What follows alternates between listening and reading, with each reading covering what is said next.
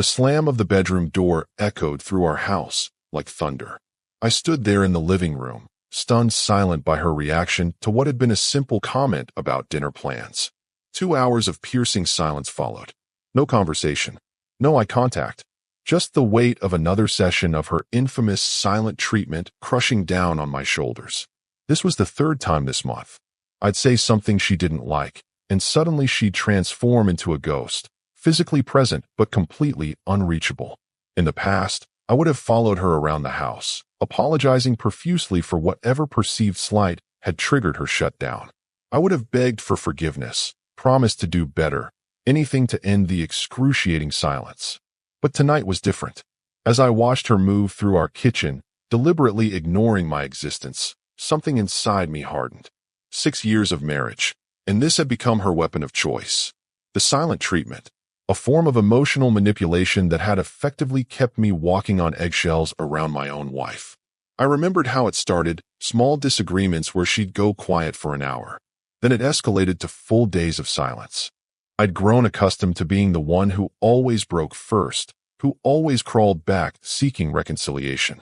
The pattern was crystal clear now. She wielded silence as control, and I surrendered my dignity every single time.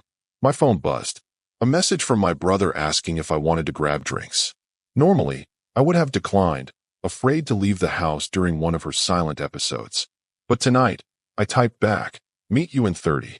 When I grabbed my jacket, she finally acknowledged me with a cold glare from the kitchen counter. "Where are you going?" The first words she'd spoken in hours. "Out." I replied simply, maintaining eye contact. "Don't wait up." The look of confusion that flashed across her face was new. This wasn't the script she was used to. I should have been apologizing by now, trying to coax her into forgiveness. "You're leaving? Now, when we're in the middle of something." Her voice had an edge of panic. "We're not in the middle of anything," I said calmly. "You decided the conversation was over when you slammed the door. I'm respecting your choice to not communicate." As I walked toward the door, she called out, "So you're just going to walk away from our problems?" I turned, feeling strangely powerful in my newfound clarity. "I'm not walking away from our problems. I'm walking away from your game. When you're ready to talk like adults instead of punishing me with silence, I'll be here. But until then, I'm done chasing someone who keeps running." The door closed behind me with a quiet click. No slam, no dramatic exit. Just a man who finally understood that respect begins with self-respect. That night marked the beginning of my new approach. Her silent treatment was about to meet its match, not in more silence, but in a man who finally found his voice. The bar was packed when I arrived. My brother waved from a corner booth, looking surprised I'd actually shown up. We hadn't spent a weeknight together in months, maybe years. My evenings were usually spent trying to decode my wife's moods or making amends for imaginary offenses. "Didn't expect to see you on a Tuesday," he said, sliding a beer across the table. "Everything okay at home?" "Just needed some air," I replied, not ready to unpack everything. We spent the next few hours catching up, laughing about old stories, and discussing his new business venture. For the first time in ages, I wasn't checking my phone every 5 minutes, wasn't wondering if she had finally decided to forgive me. When I returned home just before midnight, the house was dark except for the faint blue glow of the TV in our bedroom. She was still awake, scrolling through her phone, and glanced up with obvious surprise when I entered. "You've been gone for hours," she said, her tone carefully balanced between accusation and forced casualness. "Had a great time with my brother," I responded, maintaining the same neutral tone I'd left with. No apologies, no detailed explanations. The next morning, I woke early and went for a run, another activity I'd gradually abandoned to accommodate her moods. When I returned, she was in the kitchen, making coffee with deliberate movements. "We need to talk about last night," she began, her voice already taking on that wounded quality I knew so well. "What about it?" I asked, pouring myself coffee. "You just left in the middle of our fight." "There was no fight," I corrected her. "You were giving me the silent treatment. I decided to use that time productively." Her face flushed. "So you're saying our marriage problems aren't worth your time?" "No, I'm saying silent treatment isn't communication. When you're ready to talk, I'm here. But I won't chase you anymore when you shut down." The week continued with this new dynamic. She'd attempt to freeze me out, and instead of begging for attention, I'd focus on myself. I reconnected with friends, joined a weekend hiking group, and started a home office renovation project I'd been putting off. Her tactics escalated predictably. The silent treatment turned into pointed sighs and dramatic exits. When those failed to elicit my usual desperate reconciliation attempts, she tried more direct provocations. "You don't even care if our marriage falls apart," she accused one evening as I was heading out to a photography class I'd enrolled in. "I care deeply about our marriage," I replied, pausing at the door. "That's why I'm no longer participating in destructive patterns. We deserve better than that." The confusion on her face was almost comical. This wasn't how her playbook was supposed to unfold. By now, I should have been promising changes, begging for forgiveness, canceling my plans to prove my devotion. Instead, I continued living my life. Not to spite her, but because I finally understood that surrendering my identity wasn't the price of relationship peace. 2 weeks into my new approach, something shifted. I came home from work to find her sitting at the kitchen table, unusually subdued. "Can we talk?" she asked, her voice missing its usual sharp edge. I sat down across from her, maintaining eye contact. "Always. You've changed," she said simply. "I've stopped participating in unhealthy patterns," I corrected gently. "There's a difference." For the first time in years, I saw something flicker in her eyes that wasn't manipulation or anger. It was uncertainty, maybe even respect. That conversation at the kitchen table should have marked a turning point. For a moment, it seemed like she might be ready to acknowledge the toxicity of her silent treatment tactics. But old habits die hard. 3 days later, when I declined to attend her office party due to a prior commitment with my dad, the Cold War resumed. This time, however, she added a new dimension to her arsenal, involving others in her campaign. "Your wife called me today," my mom said when I phoned her that evening. "She seemed upset that you're not going to her work event. Is everything okay between you two?" I sighed, recognizing the triangulation tactic immediately. "We're working through some communication issues, Mom. Nothing to worry about." Later that week, I discovered text messages she'd sent to my closest friend, suggesting I was having some kind of midlife crisis.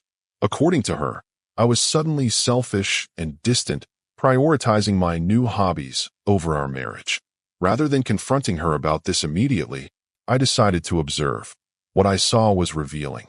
As her usual methods of control failed, she was escalating, trying to create external pressure that would force me back into my old submissive patterns.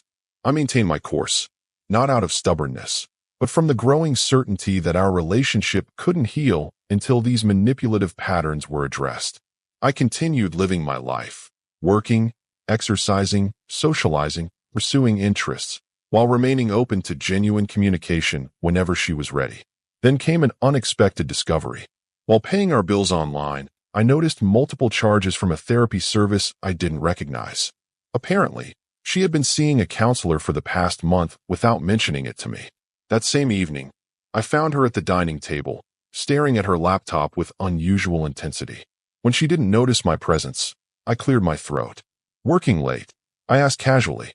She slammed the laptop shut with surprising force. "Just checking emails." Something in her reaction seemed off. The next morning, I overheard her on the phone in hushed, urgent tones. "They can't do this now. I've been there 5 years." "Yes, I understand market conditions, but..." The pieces suddenly clicked. While I'd been focused on our relationship dynamics, she'd been dealing with workplace issues. Not that this excused her behavior, but it added crucial context. That evening, I decided to approach directly. "Is everything okay at work?" I asked as we moved around each other in the kitchen, maintaining our practiced emotional distance. Her eyes flashed with suspicion. "Why do you ask?" "Because we're still married, and I still care about what happens in your life." Something in my tone must have reached her. Her shoulders sagged slightly, the rigid anger seeming to drain away momentarily. "They're downsizing the department," she admitted. "I might lose my position. I've been managing the team for 5 years, and suddenly I have to re-interview for my own job." I nodded, letting the information settle between us. "That's rough. I wish you'd told me." "You've been so busy with your new life," she said, bitterness edging back into her voice. "That's not fair," I replied calmly. "I've been right here, ready to talk whenever you are." But talking isn't the same as accepting manipulation. She flinched at the word manipulation, but didn't deny it. "I found the therapy charges," I continued. "I think it's great you're talking to someone." For a moment, Vulnerability showed through her defenses. It was her idea that I tell you about the job situation. She says I use silence to avoid feeling vulnerable.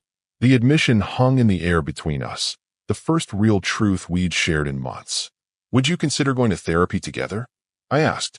Before we make any permanent decisions about our future? She looked directly at me, really seeing me for the first time in ages. You'd still want to try? Even after everything. I want us to be healthy, together or apart. But yes, I'd prefer together. The therapy office had soothing blue walls and comfortable seating arranged to encourage conversation. We sat across from each other, not quite making eye contact as the therapist introduced herself and explained how these sessions would work. Before we begin, the therapist said, I want to establish that this is a safe space for honest communication. Nothing productive comes from holding back the truth. For the first 30 minutes, we covered the basics of our relationship, how we met, the early years, when things began to change. The conversation remained superficial until the therapist asked about our current communication patterns. She uses silence as a weapon, I stated directly, breaking our unspoken agreement to keep our deepest issues private. Any disagreement ends with days of silent treatment, followed by me eventually apologizing even when I've done nothing wrong. The therapist turned to her. Would you say that's accurate? She stared at her hands for a long moment. I withdraw when I feel unheard, she finally said, her voice barely audible. Unheard or challenged. I asked, not unkindly. There's a difference between not listening and not agreeing. The therapist nodded. This is good. Let's explore that distinction. What followed was the most honest conversation we'd had in years. As the session progressed, layers of defensive behaviors were identified and examined. Her silent treatments weren't just manipulation tactics. They were her refuge when feeling vulnerable or threatened. My historical pattern of capitulation had reinforced the behavior, creating our toxic cycle. When you go silent, I explained, I feel punished for having normal human disagreements. It makes me afraid to express any opinion that might differ from yours. And when you've been doing all these new activities, she countered, I feel like you're building a life without me. Like you're preparing to leave. The therapist interjected. It sounds like you're both operating from fear. Fear of abandonment, fear of control, fear of vulnerability. By the end of the session, we had homework. She would practice direct communication instead of withdrawal, and I would ensure I was truly listening before asserting my position. In the car afterward, the silence between us felt different, contemplative rather than punitive. That was harder than I expected, she finally said as we pulled into our driveway. But necessary, I added. Over the next 2 weeks, we attended 3 more sessions, each digging deeper into our patterns. Between appointments, we practiced our new communication skills with mixed results. Old habits resurfaced during stress, particularly after she received confirmation that her position was indeed being eliminated. The night she got the news, I found her sitting in darkness on our back porch. I'm not giving you the silent treatment, she said before I could speak. I just needed space to think. I sat beside her. That's fair. Do you want to be alone? Or would you like company while you think? Company, she whispered. We sat together under the stars, not talking but present. Progress. The following week brought a critical turning point. During dinner, we disagreed about a financial decision. I watched her body language shift, the telltale signs of her preparing to shut down emotionally. But then something remarkable happened. I'm feeling defensive, she stated, using the communication template our therapist had suggested. I need a few minutes to collect my thoughts before we continue this conversation. She went to the bedroom, but returned 15 minutes later, ready to talk. No silent treatment. No manipulation. Just an adult requesting space and then re-engaging. That night, as we prepared for bed, I made a decision. I think we should consider a trial separation, I said quietly. Her head snapped up, eyes wide with fear. What? Why now? I thought things were getting better. They are, I assured her. And that's exactly why. We're learning new patterns, but we're doing it within the same environment where the old patterns were established. I think we need space to practice these skills independently. You're leaving me, she said, tears forming. I'm suggesting we take a strategic pause to strengthen ourselves individually. 2 weeks. Separate spaces, but continued therapy. Then we reassess. Though she initially resisted, we eventually agreed. 2 weeks apart to reflect on what we truly wanted from our marriage. As I packed a bag from my brother's guest room, she stood in the doorway. "This isn't what I expected when I started therapy," she admitted. "Real growth rarely follows our expected path," I replied. "But that doesn't mean we're headed toward a dead end." Living at my brother's house was a strange experience. The first night felt like liberation. No walking on eggshells, no interpreting passive-aggressive signals, no bracing for the next silent episode. I slept soundly for the first time in months. By the third day, however, the novelty had worn off. I missed our home, our routines, even our conflicts. This wasn't about running from problems. It was about gaining perspective to solve them. "How's the marriage sabbatical going?" my brother asked over breakfast. "It's not a sabbatical," I corrected him. "And it's necessary." He shrugged. "Well, whatever it is, you seem different. More like your old self." That observation stayed with me throughout the day. Had I really changed so much during my marriage? Had I gradually surrendered pieces of myself to avoid her disapproval? Our therapist had agreed to see us individually during our separation. During my session, she helped me articulate what I wanted from our relationship moving forward. "I want mutual respect," I explained. "Communication that doesn't involve manipulation. The ability to disagree without punishment." "Do you believe that's possible with her?" the therapist asked. "I believe people can change when they understand their patterns and want something better." "And do you think she wants something better?" The question lingered. Did she? Or was she simply trying to preserve the status quo, where her emotional needs took precedence over everything? Later that week, I drove past our house and noticed her car was gone. Fighting the urge to use the tracking app we'd installed on each other's phones years ago, I continued to my destination, a nearby park where I'd been running most mornings. On day 10 of our separation, a text appeared. "Can I drop something off at your brother's?" I replied with a simple yes, curious but cautious. That evening, she arrived with a sealed envelope. "I wrote this," she said, extending it toward me. "My therapist suggested it might be helpful." She looked different somehow, more grounded, less frantic energy. Her hair was shorter, her clothing style subtly changed. Like me, she seemed to be rediscovering herself in our time apart. "Would you like to come in?" I offered. She shook her head. "I think we should stick to the agreement." For more days. After she left, I opened the envelope.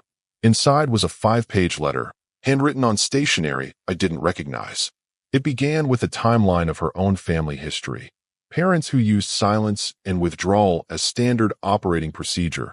A childhood where emotional manipulation was the primary language of love.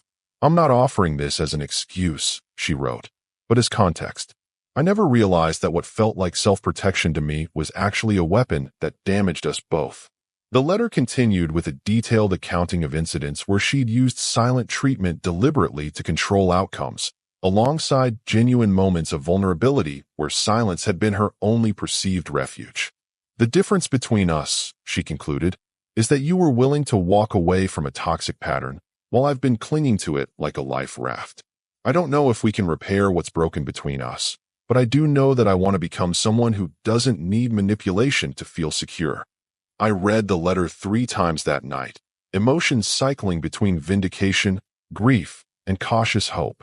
She hadn't asked for reconciliation or forgiveness, just understanding. There was dignity in that restraint. The remaining days of our separation passed with minimal contact. We exchanged brief texts about practical matters, but honored the space we'd agreed to maintain. On the final evening before our scheduled reunion and decision talk, I sat on my brother's back porch, reflecting on the journey that had brought me here. 6 weeks ago, I'd been a man slowly surrendering his identity to keep peace in a dysfunctional marriage.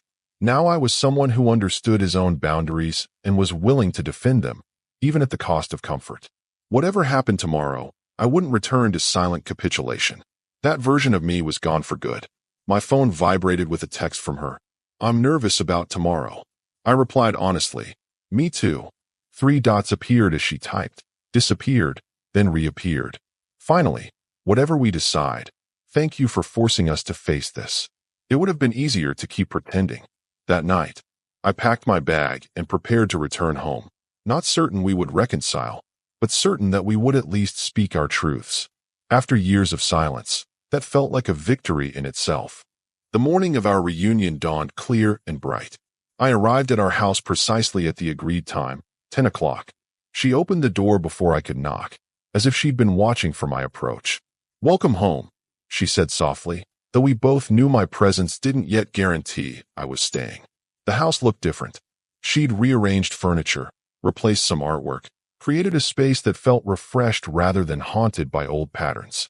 In the living room, two chairs faced each other with a small table between them, an intentional setup for conversation. "Coffee," she offered. "Please." As she moved to the kitchen, I noticed how deliberately she was communicating, verbalizing offers instead of making assumptions, maintaining appropriate eye contact, respecting physical boundaries. The therapy was evident in these small but significant shifts. When we settled into the chairs, an awkward moment stretched between us. Who would begin? What words could possibly address the complex landscape we now inhabited? "I've been thinking about silence," she finally said, surprising me. "About how my family used it as currency. Approval was expressed through presence, disapproval through absence. I learned early that withdrawing was the most powerful move in any emotional exchange." I nodded, allowing her to continue without interruption. "The past 2 weeks have been illuminating," she continued. "Living alone, I realized how often I use silence not just against you, but against myself. To avoid feelings I don't want to face. To pretend certain truths don't exist." She set her coffee down, hands slightly trembling. "I've been using the same tactics at work, with friends.